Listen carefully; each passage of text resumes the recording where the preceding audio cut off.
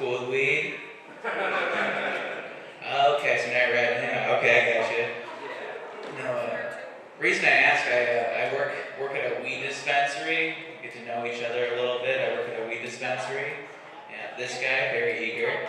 Yeah, it's interesting. It's interesting because for 3 years I worked at a distillery, and now I work at a dispensary. And I just hope my next job isn't harder drugs.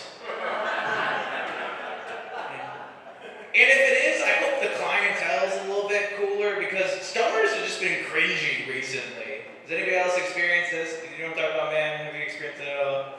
Okay, so I got done with this transaction with this guy the other day. And afterwards, he goes, "Why, thank you, sir," and Bob Marley. It's like, man, did you just Shooter McGavin finger guns a Bob Marley at me? And I got really agitated about this, but then I was thinking about it afterwards. I was like, man, that's the only drug that guy can do this with. Like, you can't score some crack and be like, Whitney Houston. It's not how it works, guys. It's not how it works. It's weird, man. I had this 40-year-old guy come in the lobby the other day, and he was like, "Hey, man, what's taking so long? My girlfriend's in the car." And I was like, "Well, you can invite her in if you want to." And he goes, "I'm not going to invite her in here. She's in high school." I was like, "Yeah, she shouldn't be coming in here. You shouldn't be coming in there." I asked my manager, I was like, "Where's that fentanyl weed at? Who busted that? Where's that fentanyl weed?" It's weird, man. It's a weird era of time. And you drive past a bunch of people at a park, and you don't know if they're doing yoga or if they're addicted to opioids. Everybody's just hanging out like,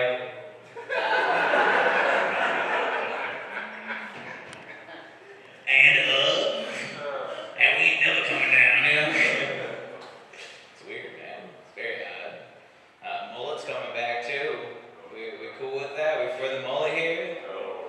No. Oh, I usually get a couple of yeses, man. It's interesting. Yeah. What was that? Oh. Okay, girl mullets. Okay, that's it. Okay, I can get down with that. I can get down with a girl mullet. That question divides a lot of comedy rooms. Okay. It's kind of like Roe versus Wade, but it's more like Joe Dirt versus David Spade. I went home and seen that my 11-year-old nephew got a mullet the other day, and he's by far the coolest Republican I know. Now he's a real good kid. He's always playing outside, pretending he's storming the Capitol. He's got a little Lego January 6th playset. He's always on Call of Duty like, "Yeah, Billy, that's what the liberal media wants you to think." Good kid, guys. Good kid. That's weird. Everybody's so political now, right? It's very odd. I'm not like political whatsoever. So I like seeing everybody out here like, "Let's go, Brandon." Not my president. Yeah, I'm just kind of out here like, "Fuck Tim Allen. Not my Santa Claus."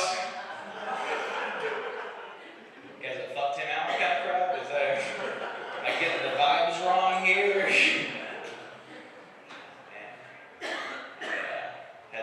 There have been some new developments in my life recently. I started hooking up with this girl. The other day we were talking about our sexual head counts. Ooh, getting spicy. Yeah, we're talking about our sexual head counts. And I was trying to be fun about it.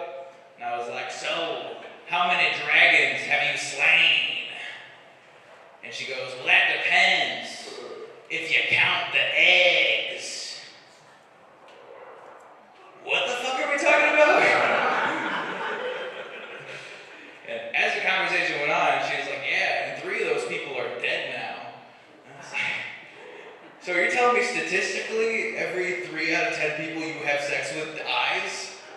She goes, "Yeah, kinda." I was like, "Oh, I guess that explains those teardrop tattoos down there."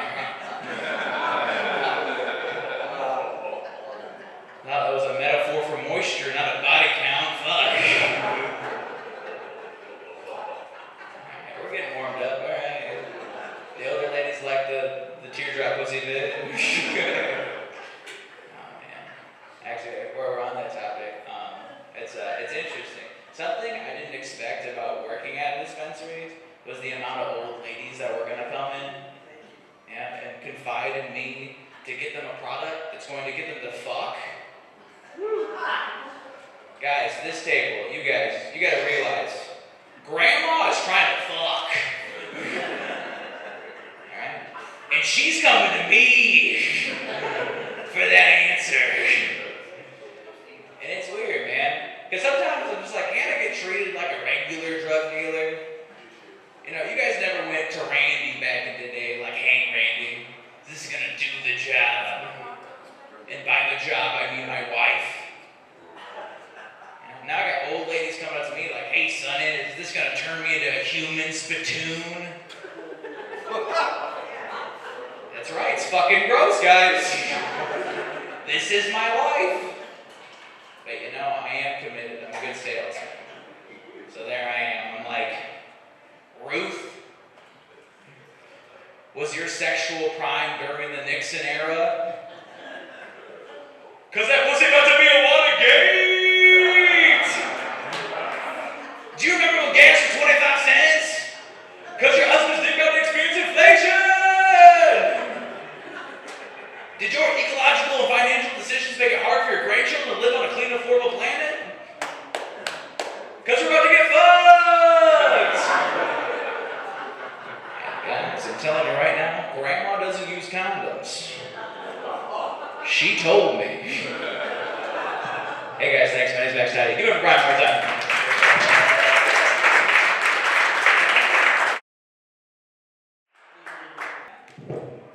All right, happy Mother's Day. Thanks for coming out. Everyone have a good Mother's Day? Yeah. I'm dating 3 single moms right now, so I've been busy today. I had a brunch, a lunch, and an early dinner. I'm fucking tired. We're here. It's all right. No, it's good to be here, man. Good to be here. I had kind of a weird week last week. I had to go to the doctors. I hate going to the doctors. You like going to the doctors, Tom? Me neither, man. I did learn something at the doctors, though. Did you know that they made a cure for Alzheimer's? I had no idea. It's a pill you take, it cures your Alzheimer's. What a bummer, you made a cure for the one group of people who are definitely forgetting their medicine. No, that's a dumb, corny joke. I know.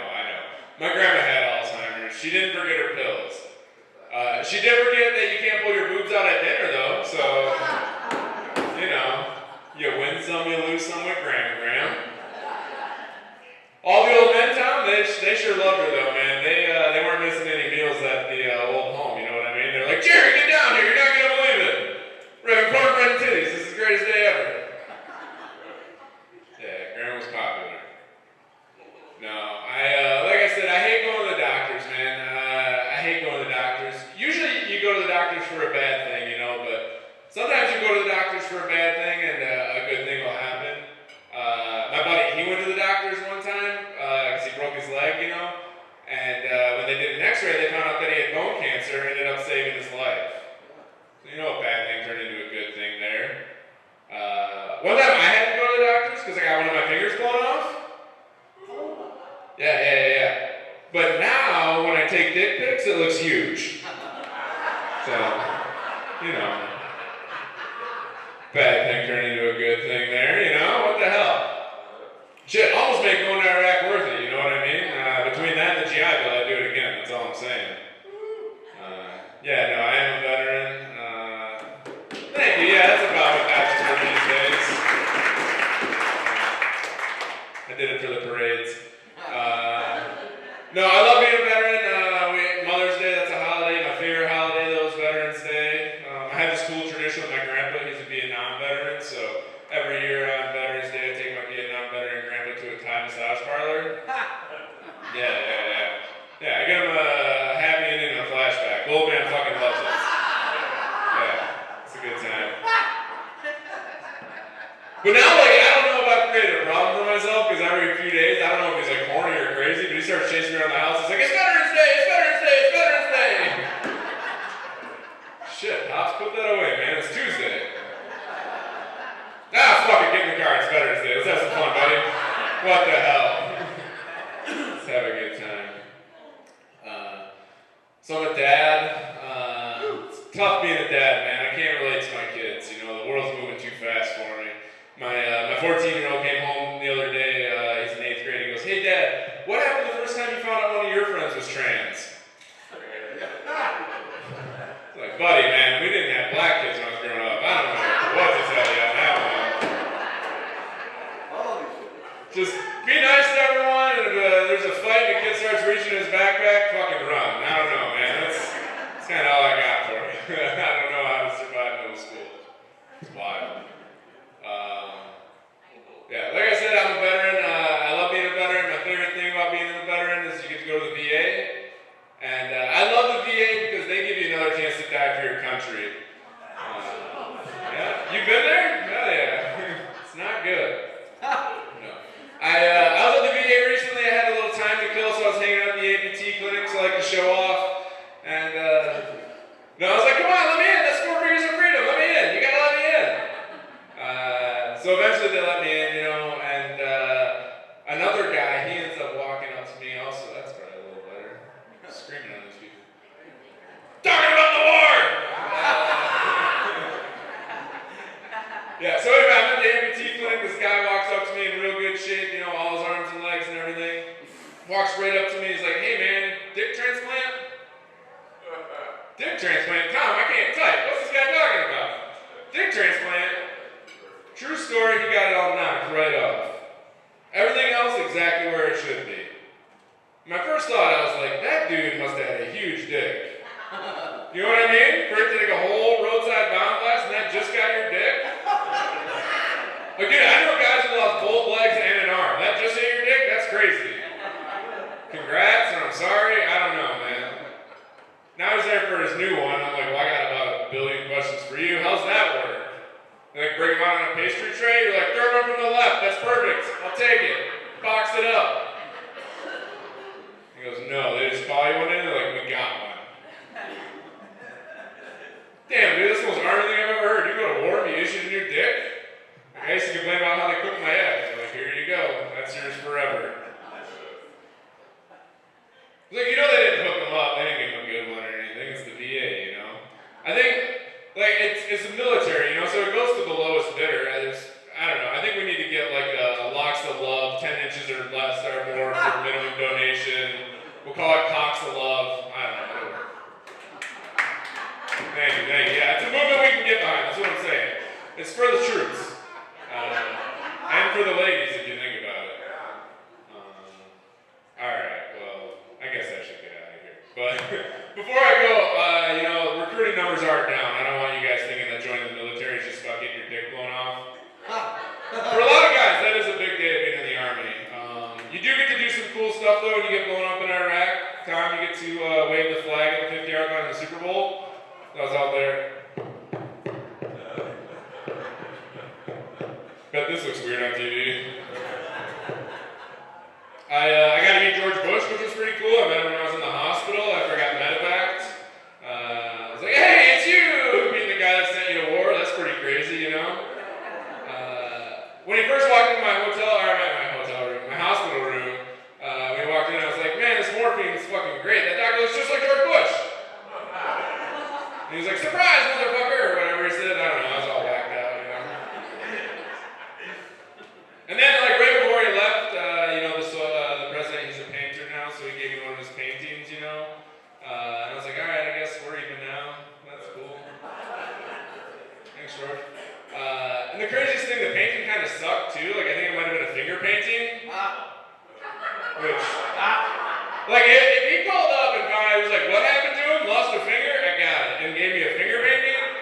That's the funniest shit I've ever heard, you know? Like, that's fucking hilarious.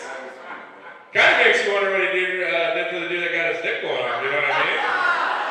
Gave me a little bush brush. Alright, I'm gonna get out of here. You guys have been a lot of fun. Give me over Fridays, meetings. Good night, everyone.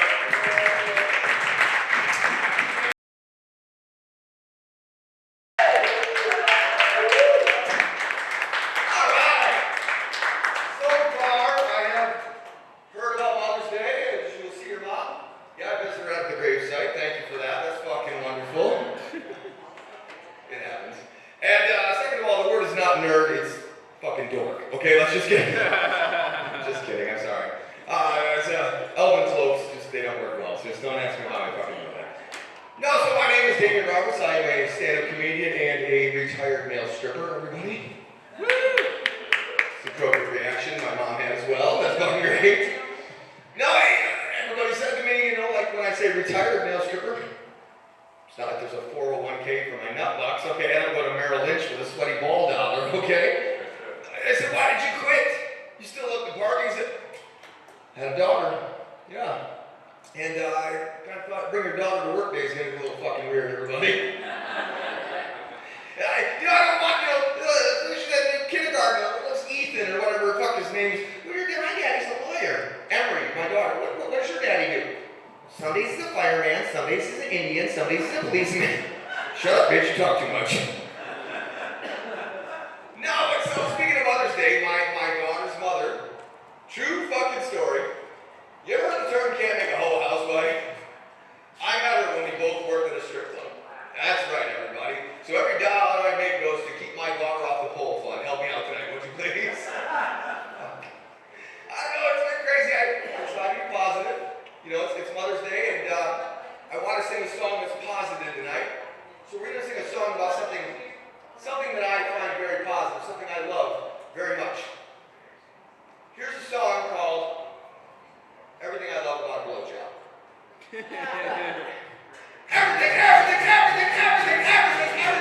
Everything. Except when she drags her teeth. Don't fucking do that, bitches. Have some self-respect. You're laughing because he yelled at you for doing it earlier. Fuck off. You hit her in the back of the head, she won't do it again. Take the dentures out next time, man. You'll do better. Fuck you, that's a funny joke. He's like, why did I bring my kids here? They're going to learn something right now, let me tell you. Picked the wrong night to bring the kids, but this motherfucker's up here. No, I don't know. It's hard for me because I try to be a good guy. You know, like I said, it's my ex-wife. And, at one point I tried to get her back. I wrote this little song. I think some of you, anybody here paying child support? Woo! Yeah, well, fucking me too. So here you go, here's a little song I wrote. Just trying to get her back because you'll understand why. You don't have to worry. There's no reason to fret. I would never leave. We are a safe bet. I'll always be right by your side. No, I just won't go away. We'll always be together. Right here is where I'll stay. Because of child support. Fuck you, friend of the court. I was driving a Mercedes. Now I'm pushing an Escort. Oh, fuck you, child. Can't finish at this important junction. Fuck that bitch, everybody. You don't know this red-haired ginger bitch. She's the fucking devil, okay? Matter of fact, the guy that went out to have babies with her is here tonight, so give it up for him. He's paying child support too, everybody. All right, give it up. Yeah, it's fucked up. So I'm going to tell you what. You guys want to hear a song about me being a male stripper, or do you want to hear a brand new song I wrote about how I feel about society today? Which one are you talking about? Stripper. All right, here we go, stripper song. Here we go. Have you ever seen the women that show up to a male strip club? Everybody thinks it's Stacy and her 21-year-old hot swervy sisters. Like a magic fucking light video, okay? It's not. Do you know the women that come to a male strip club? No? It's Billy Joe Jim Bob, the 300-pound, 4-tooth having Walmart shopping bitch talking about, you're gonna work for this dollar.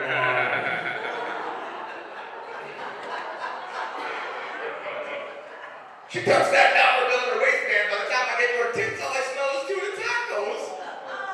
Yeah, my guidance counselor was a dick, everybody. That's all I'm saying. I wasn't going anywhere anyway. But here we go. This is a song about the girls you see that show up in a male strip club. You're all dressed up in a tiara and a red sash. Sunny little black dress doesn't even cover your ass. You got your penis straws and a giant blow-up dick. 12 shots and one last night to act like a slutty chick. Well, I'm your male stripper. Oh yes, it's true. And if you have a dollar, I will teabag you. I will dance on you, and you will grab on me. And if you have a 20, let's do a beat.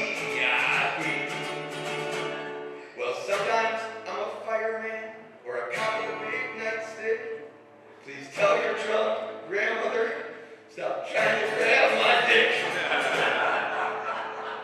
I'm not magic, like, but I do wear a thong. You know, the guys that call that gay, just remember, it's your future wife that just paid to see my schlong. Give it up for real circles, everybody, that's right. Alright, I'm trying to play one more guy. I got this quick song. Listen, I try to be a good guy. I try to be nice. This is a public service announcement for all of you who are sick and tired of having to be nice all the time. Give it up if you're just fucking tired of this fucking bullshit. Nobody? Yeah, fuck up. I don't care if it's not because here's my new song.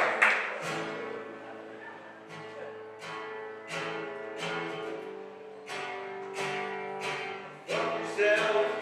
You can all go fuck yourself. Take those tears and bottle them on the shelf. And just go fuck yourself.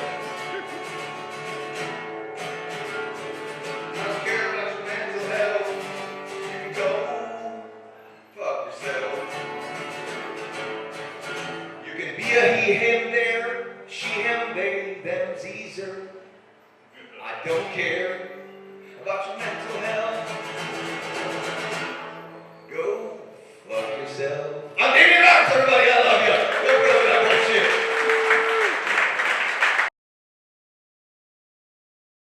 I've been raised in Detroit. I'm a Midwest kid, and I just recently moved to Indianapolis. And I know people are thinking like, Jay, why would you do that to yourself? You know, growing up in the hard streets of Detroit, why would you want to set yourself up for danger like that? You know, surround myself with a bunch of white people, sort of like here, you know. But as soon as I get to Indianapolis, I go to one of these fancy coffee shops. Like, I'm sure they got them in Grand Rapids and whatnot, those fancy, you know, everybody's wearing like flannel and everyone's got these beards or whatever, you know. They're playing like Negro spiritual music and nobody's black. Like, just a fancy, everyone's hip in there, you know what I mean? So I'm standing in line and I see these two guys in front of me and they're like talking to each other. But they're like real close, like face to face, and it's with their hands talking, like very effeminate, you know, like, you know, like, you know, I mean, you may have seen it, you know, just, but, you know, just talking with their hands, very, like, and I'm old school, you know, so I duck my head down because I'm not trying to go to hell, so like, just, well, like I look up again, turns out they were just deaf.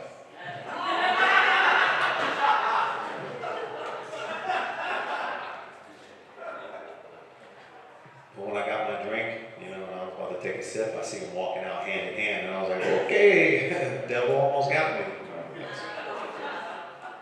Why does he get me in trouble? Maybe I'm a troublemaker. That could be it. Have we all heard of the 1,000-yard stare? Yeah. So like, I get little cases of it. Like one day I was at the gym and I got a case of it real bad. Like I was just staring for no reason. But at the other end of that stare, there was it was a young lady, and I try and pick on somebody that goes to the gym too much. I guess all you guys are sick. Like that's woof. But I mean, I don't know if we've seen this trend, but like if you've seen in the gyms, I'm not gonna say which gender, you know, you can figure it out on your own, but one of the genders is wearing less and less clothing.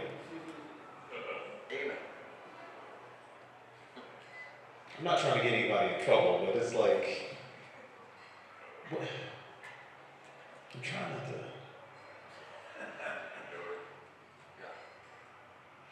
There was this young lady and she was wearing a sports bra and booty shorts.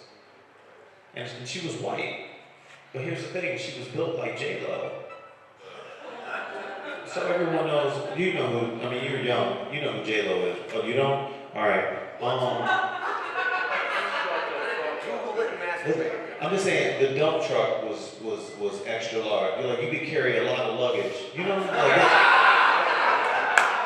Like she was wearing some booty shorts and they were extra tight, right? Form fitted. There was like a 4-inch divot on you could see it from the front. You know, I'm just trying to be descriptive. They were super tight. Here's how tight they were. Her shorts were so tight, I could tell she needed to improve her wiping techniques. There was like booty crumbs and stuff. Like it was that's just how tight they were, you know? You know, but apparently I was staring too hard because she storms up to me and I'm just, because I was stuck in a stare. She was like, what are you looking at, you piece of shit? And I'm just like, that fat ass, you know? What? You're a piece of shit, creep, all these things. And I'm like, miss, I'm not sure if you understand how eyes work, but like, you wore that, you know? You know, and it's a free country, you know? And she was like this, oh yeah, free country? Well, you got a small dick. And I was like, so I had to show her God's receipt. So I took my sweatpants and I pulled them up to my nipples. And she's like, you know, like, you know, one of those. Yeah, she storms off, gets the manager. The manager comes back like, sir, you're causing a disruption. Miss, what did he do? He took his pants and he pulled them up real tight until I saw the outline of himself. And here's the irony of the situation. So like she was, because the manager and I just kind of looked. We like looked down. She was packing. She had some moose knuckles carried. There was some toes sticking out is where I'm going with the situation. Like it was aggressive, you know? Like here's how tight these shorts were. She had a 5 o'clock shadow. Like I was about ready to book her next appointment, you know what I'm saying? Like her package gave my package a run for its money. Like I thought she was smuggling an Italian deli, you know, like I was having fun. I like that. That's the meat department, you know, not the cheeses or anything. I'm talking about there's a lot of salami. Oh man, I'm a big old bag of dirt. I love it.